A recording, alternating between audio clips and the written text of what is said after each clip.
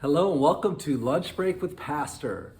This is Associate Pastor Tony Gandula joining you on the 20th of December. This is our week before Christmas. I hope you're ready. You know, it's fun how Christmas takes preparation, and I just think that's special because it took preparation.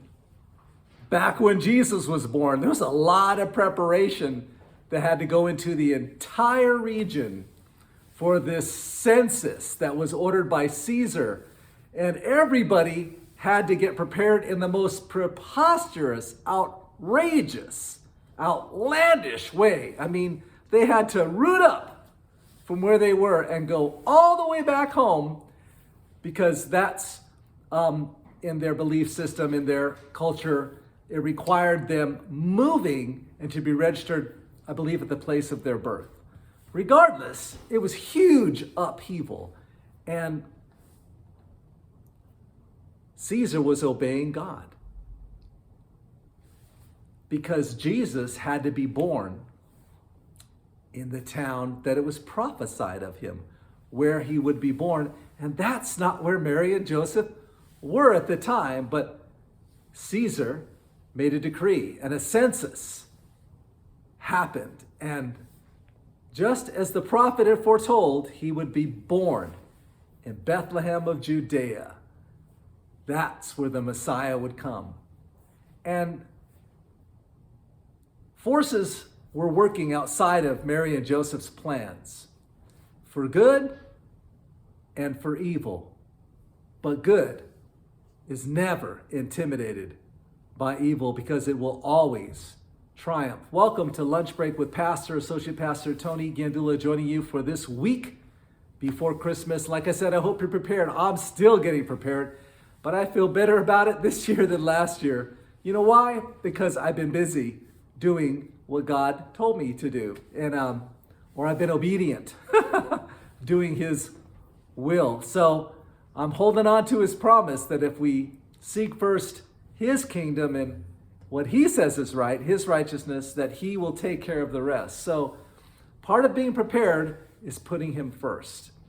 And really that's the meaning of Christmas. Just to talk a little bit more about the Christmas story that I find so compelling is that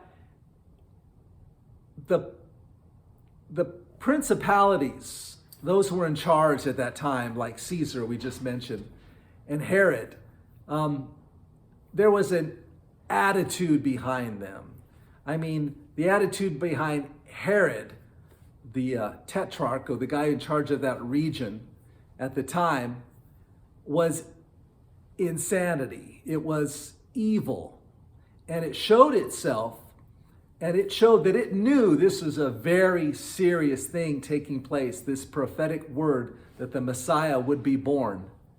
And this spirit or this attitude knew something big was going to take place. And because it happened to be something that was what Herod embraced, he did the most crazy, insane, horrific thing and ordered the death of children up to 2 years of age. That was the insanity of this spirit or this attitude. But it knew a miracle was coming and tried to stop it. And what was God sending to the world, to all men, to all mankind? A gift. The power of a gift. The power of a gift from God brings deliverance. And the power when we give a gift with His heart and His attitude and His purpose in mind brings deliverance. And that's going to be our theme, because God's gift to everybody was simply that. It was to everybody. Right, wrong, indifferent. God brought His Son, which was His mercy to the planet for everyone, to bring deliverance to everyone. So what if He had not come? That was a play that we had just finished.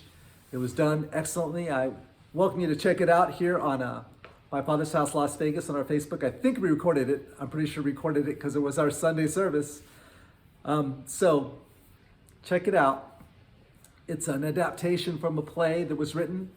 And the title of it is basically What If He Had Not Come? And it explores a day in the life of a young teenage girl in this particular play who had to live a little bit of what the world would be like if Jesus never came.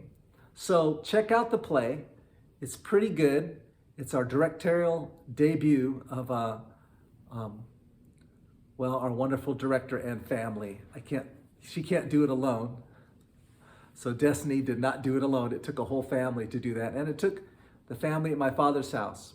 Oh, if you want to give to the work of God, hit the shop now, or rather the donate to website button at Facebook. It'll take you to the donate now button at mfhlv.com. Okay, so just a little bit that was significant about that play is it showed that if it hadn't been for Christianity or for Christ, there would not be hospitals.